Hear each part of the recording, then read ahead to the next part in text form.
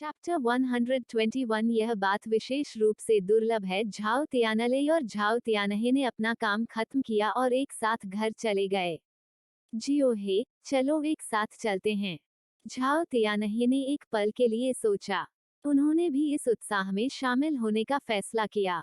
लेकिन आज भाभी जरूर ढेर सारा खाना खरीद कर शहर गई थीं। क्या उसे भी जाकर देखना चाहिए? नहीं, उसे दाली को मनाने की भी कोशिश करनी चाहिए। आखिरकार दाली की प्रेमिका का परिवार बहुत ज्यादा मांग रहा था। वह जानना चाहता था कि क्या हो रहा है। उन्होंने अचानक इतना अधिक क्यों मांगा? दाली की प्रेमिका के परिवार के साथ कुछ समस्या होनी चाहिए। दोनों आदमी घर में दाखिल हुए और उन्होंने यून जियाओक्सियाओ को दो छोटे बच्चों को कुछ सुनाना सिखाते देखा। पिताजी, छोटे चाचा। हालांकि झाओ तियानहे घर में सबसे छोटा नहीं था, लेकिन झाओ तियानले के साथ उसकी लगातार बातचीत के कारण दा बाओ और जियो बाओ ने उसे बुलाना शुरू कर दिया। आप वापस आ गए। मैंने अभी तक खाना बनाना शुरू नहीं किया है। आज तुम इतनी जल्दी वापस क्यों आ गए? मैं जाऊंगा, मेरे लिए दा बाओ और जियो बाओ पर नजर रखूंगा। झाओ तियानले ने खाना बनाना शुरू करने की योजना बनाई। वो इस मानसिकता के नहीं थे कि सज्जनों को रसोई से दूर रहना चाहिए, और यह नहीं सोचते थे कि एक आदमी के लिए खाना बनाना शर्मनाक है। अलमारी में मांस है। वहाँ मांस है। वाह, भाभी तो असल में मीट खरीदने शहर गई थीं। तीसरे भाई, मैं तुम्हें आग जलाने में मदद करूंगा। झाओ तियानहे जल्दी से झाओ तियानले के पीछे पीछे रसोई में चला गया। उसने थर्ड ब्रदर को एक प्लेट में अलमारी से दुबले मांस का एक बड़ा टुकड़ा निकालते हुए देखा। दुबला मांस। झाओ तियानले ने उसकी ओर देखा। यह गोमांस है। क्या? गाय का मांस। यह काफी कीमती वस्तु है। कहाँ से खरीदी भाभी? ब्रिगेड में गोमांस को मूल्यवान संपत्ति माना जाता है, और आमतौर पर ऐसा होता है कि वे गायों का वध बिल्कुल नहीं करते हैं। इसे शहर से खरीदा। झाओ तियानहे ने हल्के से खांसते हुए कहा, तब तो भाभी काफी भाग्यशाली हैं, लेकिन हमें गोमांस के इस टुकड़े को कैसे पकाना चाहिए? इसमें से कुछ को भूनने के लिए काट लें, और बाकी का उपयोग आलू का स्टू बनाने के लिए किया जा सकता है। चूंकि वहां ज्यादा मांस नहीं था, इसलिए उन्होंने और अधिक साइड डिश जोड़ दी। आग लगाना। रसोई में हलचल शुरू हो गई। यून जियाओक्सियाओ ने मुख्य कमरे से रसोई पर नजर डाली। यह पहले से ही धूम्रपान कर रहा था। वे खाना बना रहे थे और बहुत तेजी से काम कर रहे थे। वो यह जांचने के बारे में सोच रही थी कि क्या उन्हें मदद की जरूरत है। तभी दो लंबे आदमी गेट से बाहर निकले, एक बाल्टी लेकर और दूसरा अपनी पीठ पर टोकरी लेकर। वे क्या कर रहे हैं? हेलो भाभी। नमस्कार भाभी। काओ डाली ने यून जियाओक्सियाओ पर एक अतिरिक्त नजर डाली। मूल रूप से भाभी ने दहेज नहीं मांगा, और उनके परिवार ने घर बनाने के लिए पैसे भी दिए। भाभी की तुलना में क्विहुआ का परिवार कुछ हद तक निराशाजनक लग रहा था। इससे काओ डाली को थोड़ा कम दुख हुआ। अंकल फेंग, अंकल काओ। दोनों छोटे बच्चे अब शांत नहीं बैठ सके और बाल्टी में मछली देखने के लिए पास आए।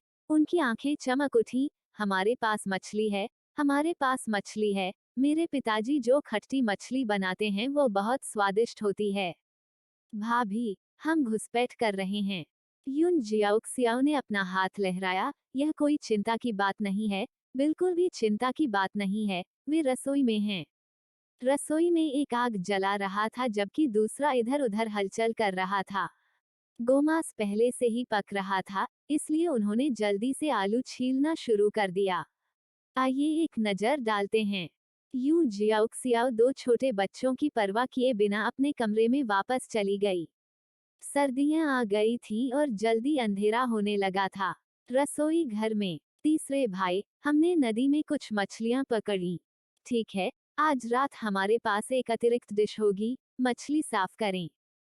झाओ तियानहे जो आग जला रहा था बोला, भाभी ने शहर से गोमांस खरीदा। क्या हम आज रात गोमांस खा रहे हैं?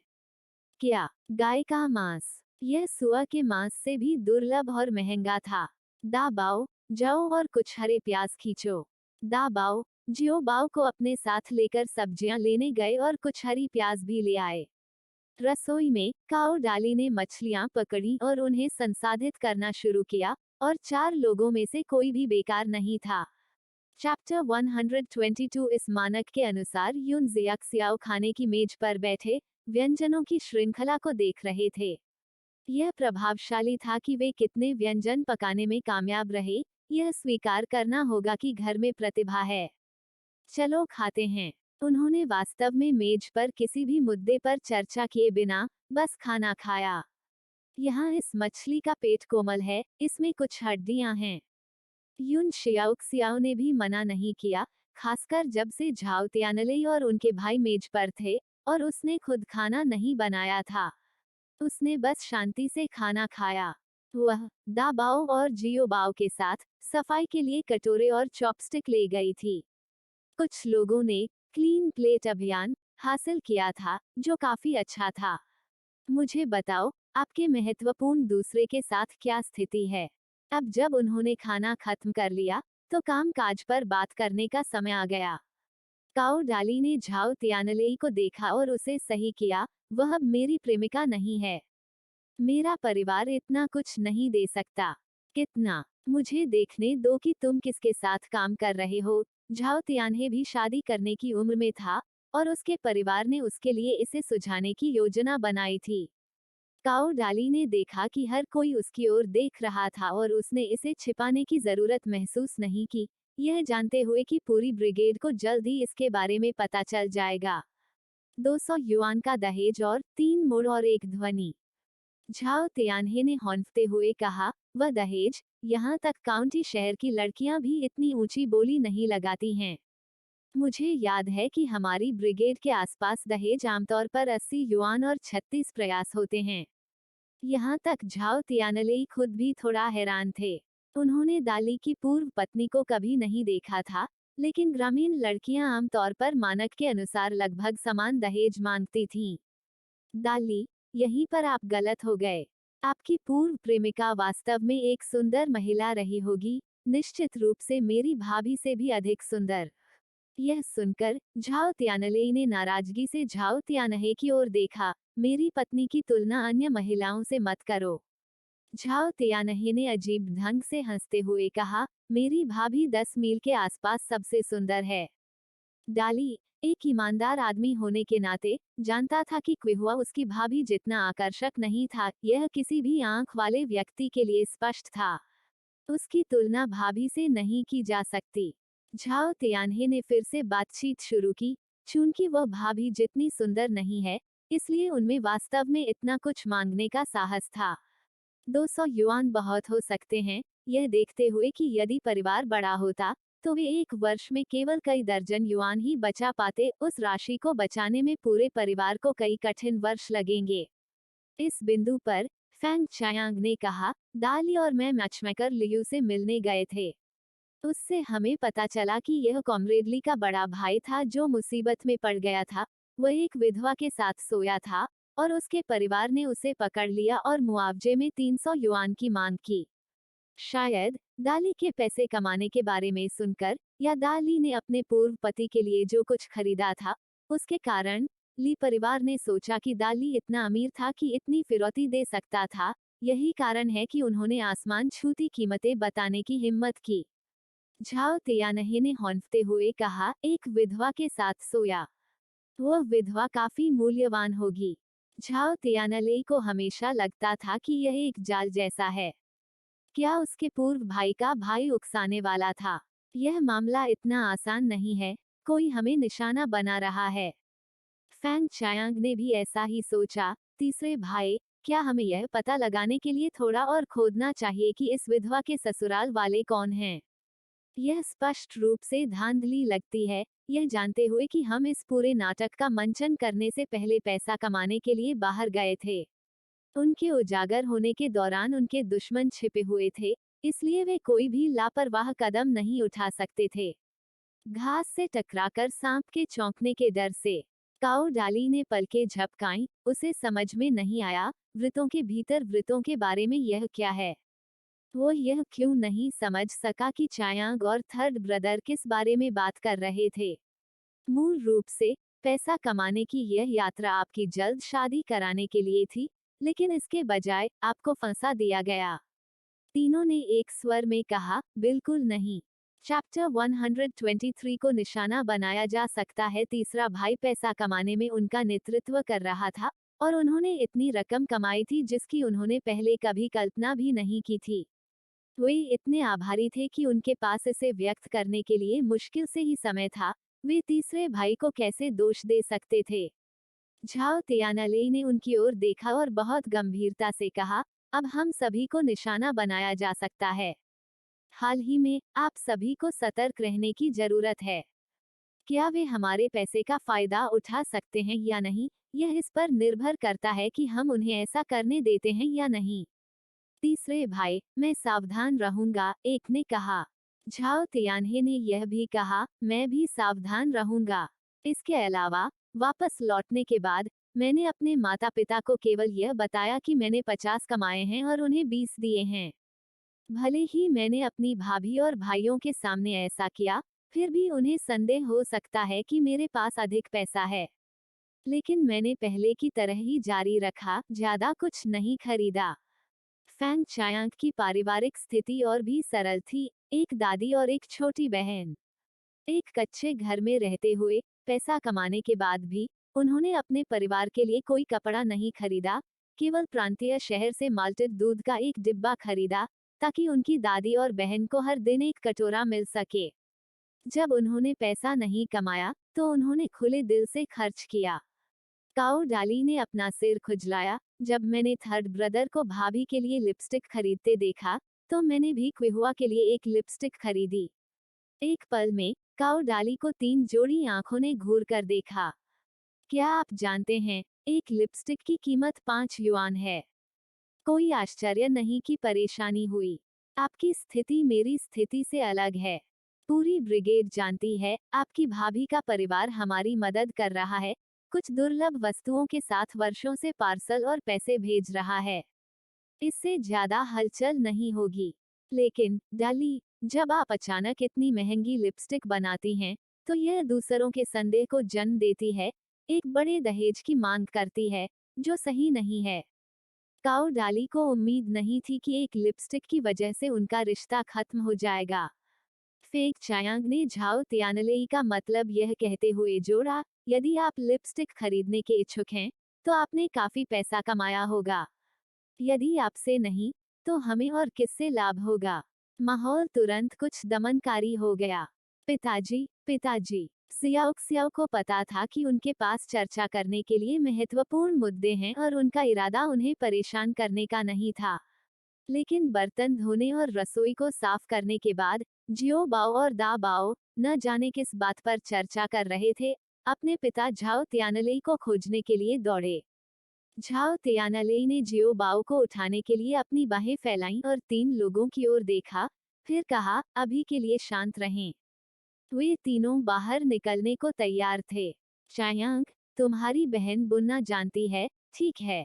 फैंग चायांग ने हल्के से सिर हिलाया, उसने गांव की आंटियों से सीखा। तो कल अपनी बहन को बुला लेना। तुम्हारी भाभी बुनाई सीखना चाहती है। उसे अपनी भाभी को थोड़ा सिखाने दो। बुना हुआ कपड़ा। ठीक है, मैं उसे अपने पास बुला लूंगा। जैसे ही वे चले गए, उन्होंने प्रस्थान करने से पहले जियाक्सियाओ का स्वागत किया। पहले कुछ लोगों के मन में थोड़ी नाराजगी थी कि जियाक्सियाओ ने कृषि कार्य नहीं किया, लेकिन अब जियाक्सियाओ के परिवार ने उसका पूरा समर्थन करते हुए उसे पार्सल और पैसे भेजे। विशेषकर तब जब कोई तुलना न हो, कोई असमानता न हो। एक बार जब उन्होंने तुलना की, तो असमानता तुरंत स्पष्ट हो गई। उन्हें विदा करने के बाद झाओ तियानले नहाने के लिए पानी उबालने के लिए उठा, और इस बीच वह परिवार के लिए कपड़े धो रहा था। माँ, पिताजी अब हमारे बगल में क्यों सोते हैं? क्या आप पहले हमेशा एक साथ नहीं सोती थीं? सियाओ चौंक गया। दा बाओ ने अचानक यह सवाल क्यों पूछा? माँ, क्या तुम्हें अब पिताजी पसंद नहीं हैं? आप यह क्यों कहोगे? बच्चों के सवाल इतने अजीब क्यों होते हैं? अचानक जियाक्सियाओ ने कुछ सोचा। वह महिला सहायक पात्र बन गई थी, लेकिन यह शरीर अभी भी महिला सहायक पात्र का ही था। तुम क्यों पूछ रहे हो? दा बाओ ने जियाक्सियाओ की ओर देखा, फिर कहा, आप एक साथ नहीं सोते हैं। चैप्टर 124 मुझे इसकी आवश्यकता नहीं है। समस्या फिर से वापस आ गई। तुम्हारे पिता रात में तुम्हारे साथ रहे क्योंकि उन्हें लगा कि तुम डर जाओगे, उसने समझाया। दरअसल वे किंडरगार्टन नहीं गए थे और कई चीजें नहीं समझते थे, इसलिए जब तक वो उन्हें थोड़ा मार्गदर्शन करती, वे उस पर विश्वास करते थे।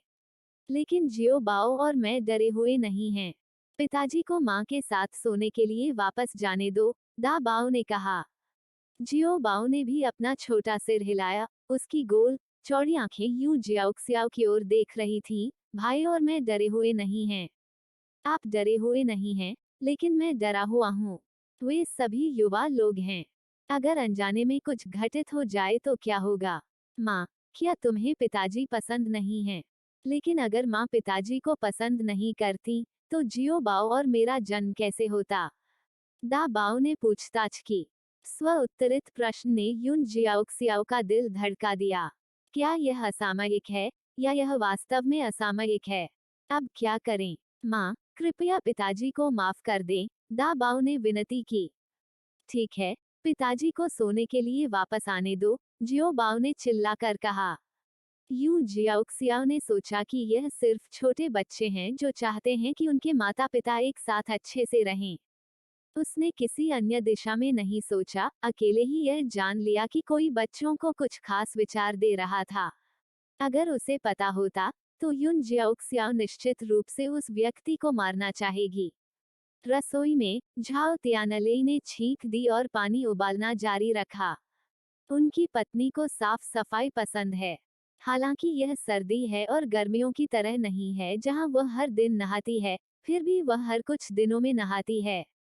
पिताजी, माँ आपको सोने के लिए वापस आने देने के लिए सहमत हो गई, दा बाओ ने जैसे ही झाओ तियानले को देखा, कहा। क्या उसने ऐसा कब कहा? वो निश्चित रूप से सहमत नहीं थी। ठीक है, बकवास मत करो, मैंने ऐसा नहीं कहा। आप बदनामी कर रहे हैं। ठीक है, यह मत सोचिए कि आप सिर्फ इसलिए बातें बना सकते हैं क्योंकि आप बच्चे हैं। यह गलत है। झाओ तियानले, जो अपनी पत्नी की हैरान अभिव्यक्ति से बेखबर था, ने कहा, तो फिर तुम लोग आज रात अकेले सो सकते हो। वह आदमी वास्तव में स्थिति का तेजी से फायदा उठाना जानता है। वह कब राजी हुई? कह रहा होगा उसे भूलने की बीमारी है, भूलने की बीमारी है। हालांकि उसने उन्हें एक साथ सोने के लिए मजबूर नहीं किया, लेकिन ज्यादा समय नहीं हुआ, और यह आदमी वास्तव में बच्चों का उपयोग कर रहा है। लेकिन घर पर सिर्फ दो ही बेड हैं। वह सचमुच उसे रसोई में सुलाना चाहती है। दा बाओ ने तुरंत अपनी छाती थपथपाई और कहा, हम अकेले सोएंगे, हम डरते नहीं हैं। वह पिता और उसके दोनों बेटों की हरकत नहीं देखना चाहती थी। उसने शांति से अपना चेहरा और पैर धोए। पत्नी, पत्नी, मेरा इंतजार करो। युन जियाओक्सियाओ शयन कक्ष का दरवाजा बंद करना चाहती थी, लेकिन दो बड़े हाथ दरवाजे पर टिके हुए थे जैसे कि उसे पता हो कि वह आगे क्या करना चाहती है। पत्नी, बाहर ठंड है।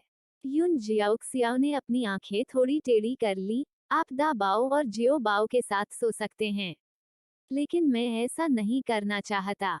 दा बाओ रात में मेरा कंबल खींचता है, और जियो बाओ मुझे लात मारता है, उसने युन जियाओक्सियाओ की ओर दयनीय दृष्टि से देखते हुए कहा। युन जियाओक्सियाओ ने उस चेहरे का सामना करते हुए लगभग महसूस किया कि उसका दिल नर्म हो गया है। अपने आप को जो उचित लगे, वह क्या कह सकती है? अगले साल की कॉलेज प्रवेश परीक्षा में कई महीने बाकी हैं। वह संभवतः तब तक दा बाओ और जियो बाओ के साथ सोना जारी नहीं रख सकता। वह बहुत जल्दी आ गया। पत्नी, मैं वादा करता हूँ कि मैं तुम्हें नहीं छूऊंगा। एक आदमी के वादे का मूल्य कितना है? पत्नी, मैं तुम्हारे लिए बिस्तर गर्म कर दूंगा। क्या मुझे इसकी आवश्यकता है? मुझे इसकी आवश्यकता नहीं है। वैसे भी अब उतनी ठंड नहीं है। तापमान लगभग 20 डिग्री है, और रात में भी यह कम से कम 16 या 17 डिग्री है। दोनों बच्चों के बीच में न होने से युन जियाओक्सियाओ को असहजता महसूस हुई। पत्नी, क्या तुम अब भी पढ़ना चाहती हो? दिन में इसे देखो, देर हो गई है, चलो जल्दी सो जाओ। बिस्तर पर एक सुंदर आदमी करवट लेकर लेटा हुआ था। उसने अपनी जैकेट उतार दी थी, नीचे अंडरशर्ट दिखाई दे रही थी। हालांकि कंबल ने दृश्य को आंशिक रूप से अस्पष्ट कर दिया था, फिर भी कोई उसकी छाती की मांसपेशियों को अस्पष्ट रूप से देख सकता था। अचानक उसके दिमाग में एक सवाल आया, क्या उसके पास सिक्स पैक है? चैप्टर 125 हर छोटी गतिविधि देखी जो मुझे नहीं पता, मैं स्पष्ट रूप से नहीं देख सकता। झाओ तियानले ने देखा कि उसकी पत्नी उसकी ओर बिना पलक झपकाए घूर रही थी। उसकी आंखों में भ्रम और उम्मीद का मिश्रण था। पत्नी, बिस्तर पर आओ और सो जाओ। आवाज सुनते ही युन जियाओक्सियाओ वास्तविकता में वापस आ गई। रात में पढ़ने के लिए तेल का दीपक जलाना असंभव था। इसका मतलब यह है कि सोने का समय हो गया है। परंतु सर्दी आ रही थी और जल्दी अंधेरा हो गया। 5 बजे के आसपास अंधेरा होने लगेगा। अभी शायद 7 भी नहीं बजे थे। क्या आप बाहर सो रहे हैं या अंदर? बाहर। उसने अंदर पतला लंबा जॉन्स पहना हुआ था। पता चलने के डर के बिना वह जल्दी से बिस्तर में घुस गई, अंदर की रजाई उठाई और लेट गई। दीपक बुझा दो। उसकी पत्नी थोड़ी घबराई हुई थी। झाओ तियानले कैसे ध्यान नहीं दे सकते थे। साथ ही उसका पूरा ध्यान अपनी पत्नी पर था। वह उसकी हर छोटी छोटी हरकत को पकड़ लेता था।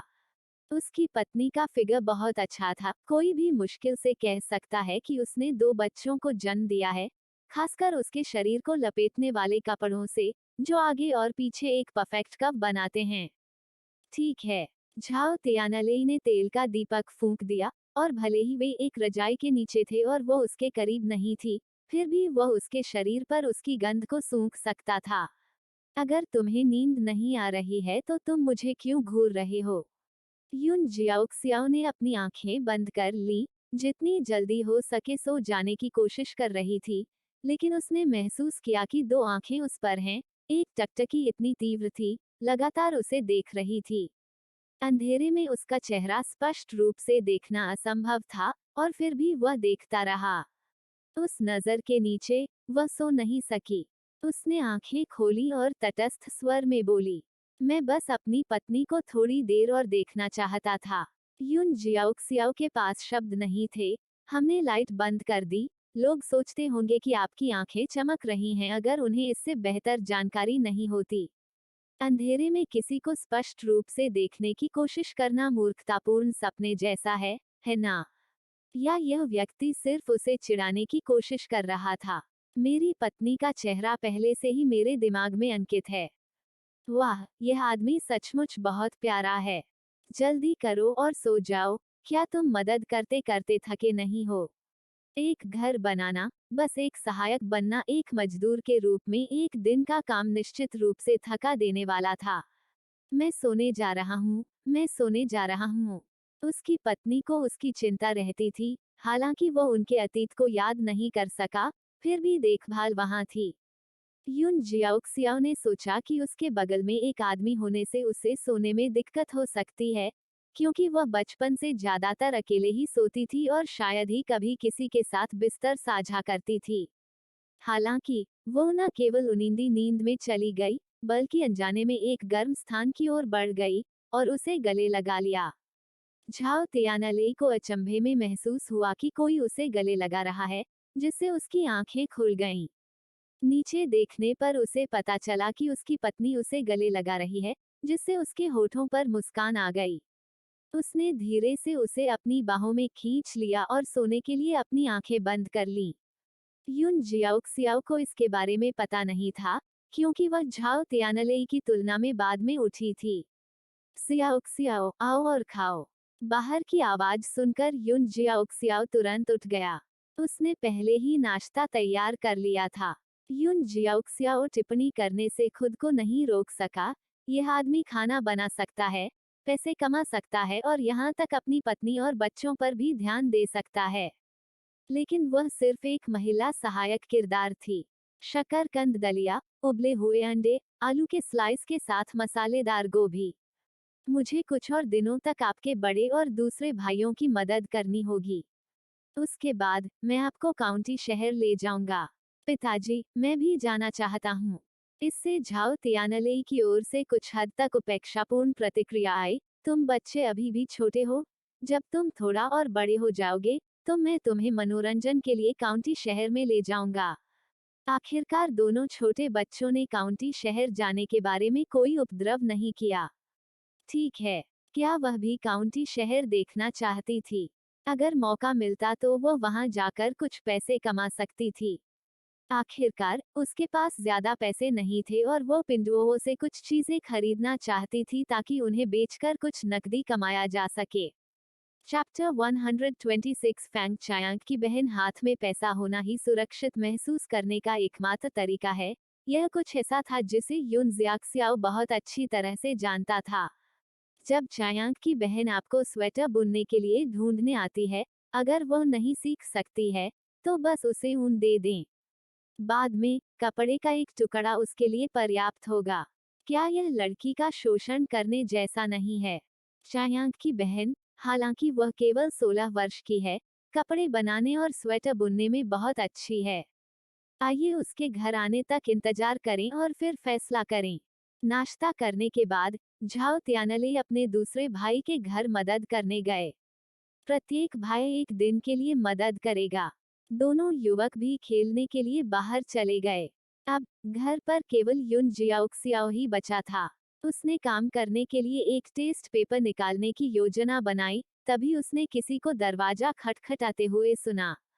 यू जियाओक्सियाओ आंगन का गेट खोलने के लिए उठे और देखा कि एक लड़की बाहर खड़ी है, जिसकी त्वचा गेहुए रंग की है, हल्के पीले बाल दो चोटियों में बंधे हुए हैं और पैच वाले कपड़े पहने हुए हैं, जो किशोरावस्था की लग रही थी। तुम हो? उसे यकीन नहीं था कि यह लड़की फैंग चायांग की बहन थी।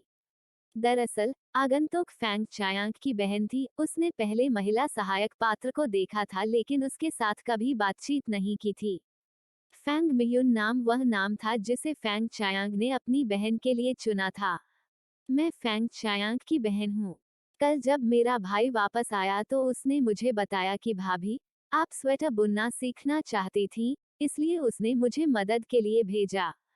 स्वेटर बुने। अंदर आओ, अंदर आओ। फैंग मियुन ने यून शियाओक्सियाओ को देखा। यह शिक्षित युवा यून काम नहीं कर रही थी, लेकिन वह बहुत सुंदर थी। इसमें कोई आश्चर्य नहीं कि थर्ड ब्रदर ने उसे काम के अंक अर्जित करने के लिए बाहर नहीं जाने दिया। और उसकी आवाज बहुत मधुर थी। उसे मुख्य कमरे में आमंत्रित करने के बाद यू जियाओक्सियाओ ने अपने मेहमान के लिए एक कप दूध पाउडर बनाया, उसे उसके सामने रखा और फिर कहा, मैं ऊन लेने जाऊंगी। दूध पाउडर, माल्टेड दूध नहीं, दूध पाउडर। जब शिक्षित युवा कमरे से बाहर चला गया तो फैंग मियुन हैरान रह गया और उसने जोर से नहीं पूछा। मैंने यह ग्रे ऊन उनके पिता और पुत्रों के लिए खरीदा, क्योंकि यह अधिक गंदगी प्रतिरोधी है। फैंग मियुन ने आवाज सुनी और ऊपर देखा और देखा कि ऊन युन जियाओक्सियाओ बाहर लाया था और वह दंग रह गया। ऊन कश्मीरी था। यह सस्ता नहीं था और सबसे महत्वपूर्ण बात यह है कि इससे बने स्वेटर विशेष रूप से गर्म होंगे। भाभी, मैं इसे आपके लिए बुनूंगा। उसके लिए बुनना। यहाँ 3 जिन हैं। मुझे आश्चर्य है कि क्या यह पर्याप्त है। फैंग मियुन ने ऊन को महसूस किया और कहा, यह काफी है।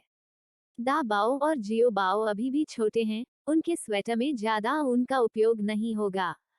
थर्ड ब्रदर के स्वेटर के लिए थोड़ी अधिक ऊन की आवश्यकता होगी, और यह ऊन विशेष रूप से नर्म और गर्म है। तब मुझे तुम्हें परेशान करना पड़ेगा। कपड़े का यह टुकड़ा तुम्हारे श्रम के लिए है। ऊन के नीचे फूलों के कपड़े का एक टुकड़ा था, जो कपड़ों का पूरा सेट बनाने के लिए पर्याप्त था। श्रम लागत। यह फूलों वाला कपड़ा सचमुच बहुत सुंदर था। फैंग मियुन को पता था कि इस बार थर्ड ब्रदर ने कुछ पैसे कमाने के लिए अपने ही भाई को अपने साथ ले लिया था। इसके अलावा इतने वर्षों में थर्ड ब्रदर की मदद से बूढ़े और जवान कमजोरों वाले 3 लोगों का उनका परिवार कैसे जीवित रह सकता था। आपको ऐसा करने की जरूरत नहीं है, भाभी। यह तीसरे भाई की देखभाल का ही धन्यवाद है कि हम इन वर्षों में अच्छी तरह से रह पाए हैं, उसने कहा। लेकिन यू जियाओक्सियाओ ने जोर देकर कहा, यदि आप इसे स्वीकार नहीं करते हैं, तो मैं आपको मेरे लिए स्वेटर नहीं बुनने दूंगा। यह उसने अपनी दादी को बताया कि उसके भाई ने कल क्या कहा था, और उसकी दादी ने कहा था कि यदि भाभी सीखना नहीं चाहती है तो उसे ऊन वापस ले लेना चाहिए और उन्हें खुद बुनने में मदद करनी चाहिए। उसकी दादी तेज थी, स्वेटर बुनने में ज्यादा दिन नहीं लगेंगे। तो फिर भाभी मैं मान लूंगा। यूं जियाओक्सियाओ ने राहत की सांस ली। अपना पानी पीजिए, अपना पानी पीजिए। यह पानी नहीं है। यहाँ तक उसका भाई भी हमेशा माल्टेड दूध खरीदता था। यूं जियाओक्सियाओ अंदर गया और फेंग मेयुन को देने के लिए साबुन की एक टिकिया ले आया। मैंने इसे कल शहर में खरीदा था। किसी राशन कूपन की आवश्यकता नहीं है, मेरे पास कई बार हैं, यहाँ आपके लिए एक है। चैप्टर 127। जैसे कि उसे डर हो कि उसे नुकसान उठाने वाले साबुन का सामना करना पड़ेगा। यह सामान सस्ता नहीं है। भाभी, मैं इसे नहीं ले सकता, मैं सचमुच नहीं कर सकता। युन जियाओक्सियाओ द्वारा उसे सौंपने के बाद उसने कहा, मैंने सब कुछ खरीदा, लेकिन मुझे यह सुगंध पसंद नहीं है, खुशबू पसंद नहीं है, लेकिन मैं इसे स्वीकार भी नहीं कर सकता। साबुन वास्तव में सस्ता नहीं था, और वह इस बार मदद के लिए यहाँ थी। पहले, तीसरा भाई हमेशा उनके परिवार की मदद करता था, और अब जब वह मदद कर सकती है, तो फेंग मियुन ऐसा करने के लिए उत्सुक थी। फिर मुझे आपसे मदद मांगते हुए बुरा लग रहा है, यूं जियाओक्सियाओ ने कहा और ऊनी धागा वापस लेने ही वाला था, और युवा लड़की को स्वेटर बुनने में मदद नहीं करने दी। फेंग मियुन ने सहजता से ऊनी धागे को गले लगा लिया और तुरंत कहा, मैं इसे ले लूंगा, मैं इसे ले लूंगा। यह देखकर कि दूसरे पक्ष ने अब इनकार नहीं किया, यूं जियाओक्सियाओ ने राहत की सांस ली। फिर मुझे छोटी बहन को परेशान करना होगा। ये साली मुझे नुकसान होने से बहुत डरती है। भाभी, क्या आप स्वेटर पर कोई पैटर्न चाहती हैं? पैटर्न? वे पुरुष हैं, उन्हें पैटर्न की आवश्यकता नहीं है। पैटर्न के लिए रंग चुनने की आवश्यकता होगी, जो काफी परेशानी भरा होगा। यूं जियाओक्सियाओ ने सामान पैक किया और यह भी जोर दिया कि फेंग मेयुन मिश्रित दूध पाउडर का कटोरा पिए। भाभी, मैं अब वापस जा रहा हूँ। इस बार युन जियाओक्सियाओ ने उसे जाने से नहीं रोका। दरअसल, वह आसानी से रेडीमेड स्वेटर खरीद सकती थी, लेकिन इससे आसानी से संदेह पैदा हो सकता है। दा बाओ और अन्य के लिए उसने जो बनियान और सूती गद्देदार जैकेट खरीदे, वे भी इस युग के लिए अद्वितीय थे। जब फेंग मेयुन सामान लेकर घर लौटी, तो उसने अपनी दादी को घर के दरवाजे पर जूते के पैड बनाते देखा। दादी, मैं वापस आ गया हूँ। दादी फेंग ने आवाज सुनी और देखा, उनकी पोती एक पैकेज के साथ अंदर आ रही थी। क्या जियो शितों की पत्नी स्वेटर नहीं बुन सकती? अपनी पोती को सामान लेकर वापस लौटते देख उसने अंजाम का अंदाजा लगा लिया। भाभी ने मुझे फूलों के कपड़े का एक टुकड़ा और साबुन की एक टिक्की दी। फेंग मियुन ने अपनी दादी को दिखाने के लिए सामान निकाला। साबुन। दादी फेंग की आंखें चमक उठी। इस उम्र में, चाहे वह साबुन का इस्तेमाल करती हो या नहीं, इससे कोई फर्क नहीं पड़ता, लेकिन उसकी पोती ने पहले कभी साबुन का इस्तेमाल नहीं किया था, है ना? भाभी ने मुझे दिया था, उन्होंने कहा था कि उन्हें इसकी खुशबू पसंद नहीं है। फेंग मियुन ने साबुन निकाला और अपनी दादी को उसे सूंघने दिया। इसकी खुशबू काफी अच्छी है। दादी फेंग को साबुन की खुशबू महसूस हुई। कपड़े के इस टुकड़े को देखो। दादी फेंग ने भी कपड़ा महसूस किया। यह पुष्प प्रिंट वाला कपास था। यह पहली बार है जब मैंने यह पैटर्न देखा है। यह बहुत सुंदर है। हमें कुछ कपास खरीदनी चाहिए और आपके लिए एक नई सूती गद्देदार जैकेट बनानी चाहिए। मेरी खूबसूरत लड़की निश्चित रूप से इसमें प्यारी लगेगी। आपकी भाभी हमारे परिवार को सुधारने में मदद कर रही है। फेंग मियुन ने सहमति में सिर हिलाया। दादी, मैं अब अपने हाथ धोने जा रहा हूँ और स्वेटर पहनना शुरू कर दूंगा, ताकि भाभी के लिए इसे जल्दी खत्म कर सकूं। उन्होंने तीसरे भाई के लिए और दा बाओ और जियो बाओ के लिए भी स्वेटर बुनने के लिए कहा। ठीक है। डॉट। भाभी, भाभी, क्या आप घर पर हैं? बाहर से कुछ परिचित आवाज आई। यू जियाओक्सियाओ ने अपनी किताब रख दी और कमरे से बाहर आ गई। भाभी, यू जियाओक्सियाओ ने देखा कि यह एयरडेन था जो आया था और उसने देखा कि उसने अपने हाथ में कुछ पकड़ा हुआ था। क्या यह चीनी रतालू है? चीनी रतालू। यून जियाओक्सियाओ ने इसे लिया और इस पर नजर डाली, स्वीकृति में सिर हिलाया। हाँ, चीनी रतालू। कुड्जू के विपरीत, जिसे कुड्जू पाउडर बनाने के लिए कुचलने की आवश्यकता होती है, इसे सीधे छीलकर भाप में पकाया जा सकता है। इसे काटकर कच्चा भी खाया जा सकता है या मांस के साथ पकाया जा सकता है। जब आप इसे खोदते हैं, तो इसे तोड़ना नहीं चाहिए। अगर अच्छी तरह से संग्रहित किया जाए, तो यह कई महीनों तक चल सकता है। हाल के दिनों में बड़ी टीम में उनके जैसे आधे अधूरे बच्चों के लिए ज्यादा काम नहीं था, इसलिए एयरडेन सुबह जल्दी कुछ खाते और फिर इन खाद्य पदार्थों को खोदने के लिए पहाड़ों में चले जाते। चैप्टर 128 देखे जाने से डर लगता है। भाभी ने यह भी कहा कि कुड्जू की जड़ें खोदने के बाद आप कुड्जू की लताओं को वापस लगा सकते हैं और वे भविष्य में और अधिक कुड्जू जड़ें उगाएंगे। भाभी, यह अपने लिए ले लो। उसके लिए? ठीक है, मैं इसके लिए कुछ व्यापार करूंगा। मुझे इसके लिए क्या व्यापार करना चाहिए? नूडल्स, यह सुविधाजनक है। यूं जियाओक्सियाओ 2 रतालू पकड़े हुए रसोई में लौट आए और फिर उसके लिए लगभग आधा पाउंड सूखे नूडल्स पैक किए। यहाँ एयरडेन नूडल्स देखकर आश्चर्यचकित रह गए। भाभी, मैं इसे नहीं ले सकता। अगर भाभी ने उसे न बताया होता कि पहाड़ में ऐसा खाना होता है, तो उसे कभी नहीं मिलता। यह रतालू वास्तव में पेट के लिए अच्छा है, बस इसे रखें। यून जियाओक्सियाओ ने वैसे भी उसके हाथों में नूडल्स भर दिए, यह सोचकर कि वह अभी भी आगे आ गई है। यदि वह इन रतालुओं का उपयोग अपने लिए कुछ खरीदने, पकाने के लिए कर सके, तो उसे खुशी होगी। उसे रतालू और पोर्क रिब सूप खाना बहुत पसंद था। अगली बार जब वह शहर जाएगी, तो सूप बनाने के लिए कुछ पसलियां खरीदेगी। जल्दी से इसे घर ले जाकर छुपा दो, कोई देख लेगा तो अच्छा नहीं।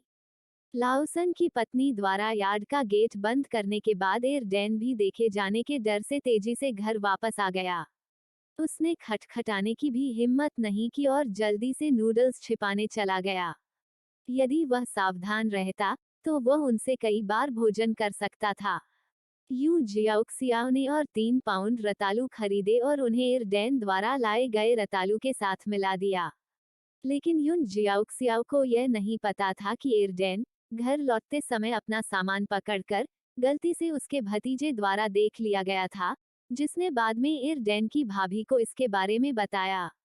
लाओसन की पत्नी से, माँ, मैंने एयरडेन को उनके घर से बाहर आते देखा, यह जरूर कुछ अच्छा होगा। एयरडेन की भाभी झाओ लाओसन से कुछ हद तक डरी हुई थी। उसने वास्तव में जोरदार मुके मारे और वो उकसाने वाला कोई नहीं था। लाओसन की पत्नी, शिक्षित युवा यून होने के नाते, अपने परिवार से पैकेज और पैसे प्राप्त करती थी, और शादी करने और खेतों में काम न करने के बाद भी टीम लीडर और अन्य लोगों ने कुछ नहीं कहा। चलो चलें, देख लें।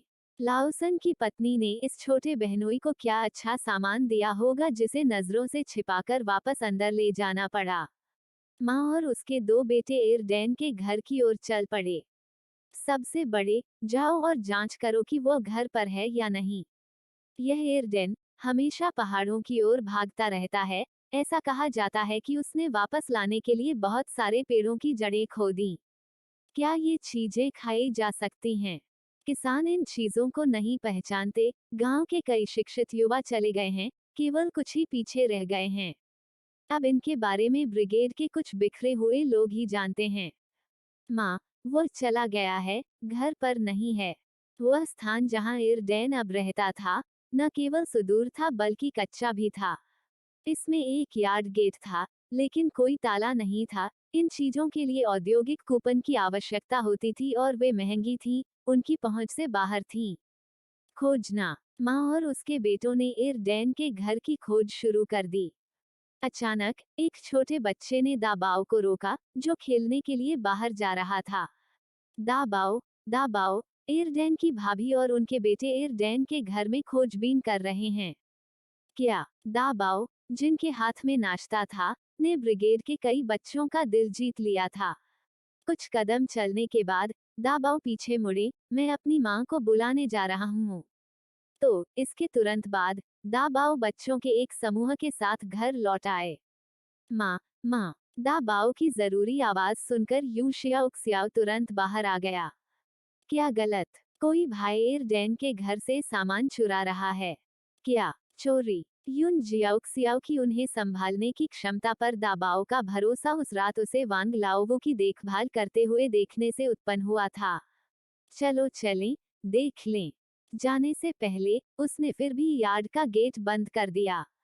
जब युन जियाओक्सियाओ तमाशा देखने के लिए बच्चों के एक समूह के साथ इरडेन के घर पहुंचे, तो इरडेन की भाभी और उनके दो बच्चे अभी भी उसके सामान की खोजबीन कर रहे थे। चैप्टर 129 मामले को 10 युआन के लिए सुलझाएं। यू शियाओक्सियाओ ने जानबूझकर दरवाजे को जोर से धक्का दिया, लेकिन इससे अंदर मौजूद 3 चोर चौंक गए। आप क्या कर रहे हो? युन जियाओक्सियाओ ने सख्त आवाज में मांग की। इससे वे तीनों तुरंत डर गए। पूरी ब्रिगेड और यहाँ तक कि आसपास की ब्रिगेड को शिक्षित युवा युन द्वारा वांग लाओवो को भेजने के बारे में पता था। एरडेन की भाभी ने हौंफते हुए मुस्कुराते हुए कहा, हम एरडेन को देखने आए थे, सिर्फ एरडेन को देखने के लिए। आप एरडेन के भाई का सामान चुरा रहे हैं। इसे नीचे रखो। इतने सारे लोगों द्वारा देखे जाने के कारण एरडेन की भाभी और उनके दो भतीजे शर्मिंदगी से एक दूसरे की ओर देखने लगे। हम सिर्फ साफ सफाई में मदद करने आए हैं।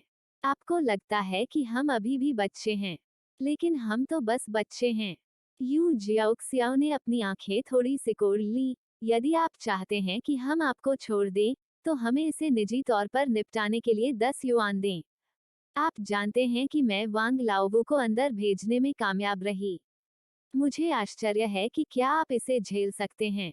रंगदारी? क्या ये रंगदारी थी? मैं भुगतान कर दूंगी, एरडेन की भाभी ने दांत पीसते हुए कहा। यू जियाओक्सियाओ बस दूसरे पक्ष को पैसे सौंपने का इंतजार कर रहा था, उन्हें करीब से देख रहा था। यह मेरे पास नहीं है। यू जियाओक्सियाओ ने अपनी आंखें थोड़ी सिकोड़ ली। वापस जाओ और इसे ले आओ, और अपने दो बेटों को यहीं छोड़ दो। वांग लाओवो को बुरी तरह पीटा गया था, और एरडेन की भाभी को भी यह पता था। मैं इसे लेने जाऊंगा, मैं इसे लेने जाऊंगा। एरडेन की भाभी श्राप देना चाहती थी। उसने सोचा कि वह अपने दो बेटों के साथ जा सकती है, फिर भी सोच रही थी कि या तो वे बच्चे नहीं हैं या नाजुक महिलाएं नहीं हैं, लेकिन उसे याद है कि वांग लाओवो और लाओसन के साथ क्या हुआ था। दोनों किशोर असहाय होकर देखते रहे जब उनकी मां उन्हें छोड़कर पैसे लेने के लिए वापस चली गई। मुझे मारने की सोच रहे हो? दोनों किशोरों ने सिर हिलाया। नहीं नहीं। यदि उन्होंने शिक्षित युवा युन को मारने की हिम्मत की, तो लाओसन उन्हें हराने के लिए 10 मिनट से भी कम समय में आ जाएगा। 10 मिनट से भी कम समय में। ये बच्चे अब भी उन पर नजर रख रहे थे। माँ, बैठो। जियो बाओ यू जियाओक्सियाओ के बैठने के लिए एक स्टूल लेकर कमरे में आया। उन्हें ऐसा महसूस नहीं हुआ कि वे किसी को रोकने के लिए बच्चों का एक समूह ला रहे थे और उन्हें इसके लिए पीटे जाने की उम्मीद नहीं थी।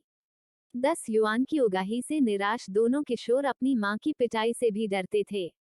यू जियाओक्सियाओ निचले स्टूल पर बैठी, एरडेन की भाभी के अपने दो बेटों को ले जाने से पहले 10 युआन लेकर वापस आने का इंतजार कर रही थी। आपका भाई एरडेन घर पर नहीं है। एक बार जब वह वापस आ जाएगा, तो हम उसे यह पैसे दे देंगे। चलो, हम घर जा रहे हैं। यू जियाओक्सियाओ ने बच्चों के समूह को घर ले जाया, और घर लौटने से पहले उनमें से प्रत्येक को एक फिंगर बिस्किट दिया। जाओ पढ़ाई करो, देर हो रही है। माँ खाना बनाने जाएगी, हम मदद करेंगे। दोपहर के भोजन के लिए नूडल्स, सरल और सुविधाजनक। खाने के बाद युन जियाओक्सियाओ ने दाबाओ की ओर देखा। जाओ अपने भाई एरडेन के घर जाओ और देखो कि क्या वह वापस आ गया है।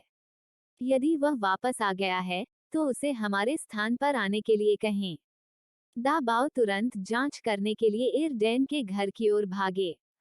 भाई एरडेन, भाई एरडेन। एरडेन अभी अभी पहाड़ से नीचे आया था और उसने दाबाओ की पुकार सुनकर तुरंत जवाब दिया। दाबाओ, क्या मामला है? मेरी माँ चाहती है कि तुम हमारे घर आओ। उसकी भाभी उसे घर आने के लिए कह रही थी। क्या हुआ? सुबह भेजे गए रतालू जहरीले नहीं हैं, है ना? अपने संदेह को लेकर एरडेन दाबाओ के पीछे झाओ परिवार तक गया। भाभी, आपने मुझे बुलाया। युन जियाओक्सियाओ ने एयरडेन की ओर देखा और उसे 10 युआन दिए। साथ ही उस दिन जो हुआ उसके बारे में भी बताया। आपकी भाभी और आपके दो भतीजे सामान चुराने के लिए आपके घर गए थे, पकड़े गए और मैंने उन्हें घेर लिया। मैंने इसे निजी तौर पर निपटाने का फैसला किया। यह वह 10 युआन है जो उसने मुआवजा दिया। इससे उसे बहुत दुख हुआ होगा। इस पैसे से आप कुछ फर्नीचर खरीद सकते हैं। धीरे धीरे घरेलू सामान को बढ़ाया जा सकता है। चैप्टर 130, उसे कुछ समय के लिए शांत किया जा सकता है। एयरडेन, जो केवल 1.5 साल का लड़का था, ने पाया कि जीवित रहना इतना आसान नहीं था।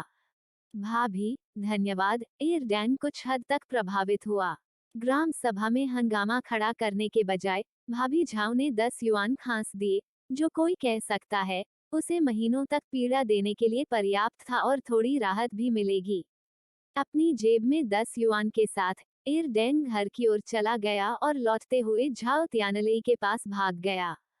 तीसरा भाई, एयरडेन घर क्यों आया था? हम जैसे ही झाओ तियानलेई बैठे, दाबाओ और जियो बाओ ने तुरंत वह सब कुछ बताया जो घटित हुआ था। एयरडेन की भाभी का एयरडेन के घर से चोरी करना बिल्कुल भी आश्चर्य की बात नहीं थी। हालांकि 10 युआन वास्तव में उसे बहुत कष्ट पहुंचाएंगे। यह वास्तव में वैसा ही था जैसा झाओ त्यानलेई ने कहा था। एयरडेन की भाभी बिस्तर पर पड़ी हुई दर्द से मर रही थी, इतनी डहकी कि किसी ने दोपहर में भी उसे परेशान करने की हिम्मत नहीं की। एयरडेन के भाई को बस अपमानित महसूस हुआ।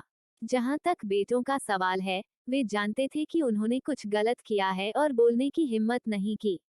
लेकिन एक बार जब यह कहा गया तो इसे अतीत मान लिया गया। वह छोटी बहन हमारे घर आई और मैंने इसके बारे में सोचा और उसे भंडारण संदूक से कपड़े का एक टुकड़ा देकर स्वेटर बुनने दिया। झाओ त्यानले अभी भी आश्चर्यचकित नहीं था। उसकी पत्नी अपनी याददाश्त खोने से पहले बुनाई नहीं कर सकती थी, तो क्या वह अपनी याददाश्त खोने के बाद बुनाई कर सकती है? चायांग की बहन को फैंग मेयुन कहा जाता है। यह नाम चायांग ने अपनी बहन को दिया था, जिसे पहले मिस्सी कहा जाता था। झाओ त्यानलेई बचपन से ही कमजोर फैंग चायांग को जानते थे, जो पारिवारिक कठिनाइयों के कारण शायद जूनियर हाई और हाई स्कूल में पढ़ते। उनके माता पिता एक दुर्घटना का शिकार हो गए और उनके चाचा और चाची ने भाई बहनों का तिरस्कार किया, जिसके कारण उन्हें प्राथमिक विद्यालय के बाद पढ़ाई छोड़नी पड़ी। फैंग मेयुन, इस नाम ने युन शियाओक्सियाओ को एक कथानक की याद दिला दी। कहानी से ऐसा लग रहा था कि अगले साल या कुछ समय बाद फैंग मेयुन का अपहरण कर लिया जाएगा और वह कभी नहीं मिलेगा। लड़की के भाग्य के बारे में सोचकर युन जियाओक्सियाओ हौंफने लगा। उस युग में जिनका अपहरण किया गया था, वे कल्पना कर सकते थे कि उन्हें पत्नियों के रूप में बेचा जाएगा, बच्चे पैदा करने के लिए मजबूर किया जाएगा और उनके साथ इंसान जैसा व्यवहार नहीं किया जाएगा। पत्नी, पत्नी, पत्नी को क्या हुआ? युन जियाओक्सियाओ ने झाओ त्यानलेई को देखा और एक और मामला उठाया। ठंड हो रही है और एयरडेन ने अभी भी एक परत और पुआल सैंडल पहने हुए हैं, वह इसे कैसे झेल सकता है? ओह, आज एयरडेन ने पहाड़ों में कुछ रतालू खोदे और कुछ हमारे घर ले आए। मैंने उसे आधा पाउंड नूडल्स दिए, डर था कि और अधिक देने पर वह मना कर सकता है। तो पत्नी इसी बारे में सोच रही थी। पत्नी, हर सर्दी में बहुत कम बच्चे बाहर खेलते हैं। कुछ परिवार गरीब हैं और उनके कई बच्चे हैं और उनके पास बाहर जाने के लिए मोटे कपड़े नहीं हैं। यहाँ कपास प्राप्त करना कठिन है। वे अपने क्षेत्र में कपास नहीं उगाते, अन्यथा इसे प्राप्त करना इतना कठिन नहीं होगा। एयरडेन इन वर्षों में अच्छी तरह से रह रहा है, अब जब वह अलग हो गया है, तो वह ठीक हो जाएगा। पत्नी को दूसरे मर्द की चिंता क्यों है, इस पर यकीन करना मुश्किल है। युन शियाओक्सियाओ सहमत हुए। एयरडेन इस वर्ष अपने परिवार से अलग हो गया था। उसके पास भोजन था और वह इस सर्दी से बच सकता था, और यदि नहीं तो वे बाद में हमेशा उसकी मदद कर सकते थे। आखिरकार परिवार का अनाज झाओ त्यानले द्वारा अर्जित किया गया था। पिछली रात से जब वह अपनी पत्नी के कमरे में गया, झाओ त्यानले वहीं रुका हुआ था और जीवन ऐसे ही चल रहा था। अंततः उनके बड़े भाई का घर बन गया। उनके दूसरे भाई का घर भी पूरा हो गया। आगे बढ़ने से पहले वे जश्न मनाना चाहते थे। इस बार यून जियाओक्सियाओ जाने वाला था। यूं जियाओक्सियाओ खाली हाथ नहीं गए। प्रत्येक परिवार के लिए सफेद चीनी का एक पैकेज, प्रत्येक का वजन 1 पाउंड था, और नूडल्स का एक बंडल 2 पाउंड वजन का था। कोई कह सकता है कि इस उपहार को उसके माता पिता के घर वापस ले जाया जा सकता है, और भाभी झाओ और दाशु की मां दोनों ने इसे स्वीकार कर लिया। यू शियाओक्सियाओ की भाभी के रूप में गर्मजोशी से मेजबानी की।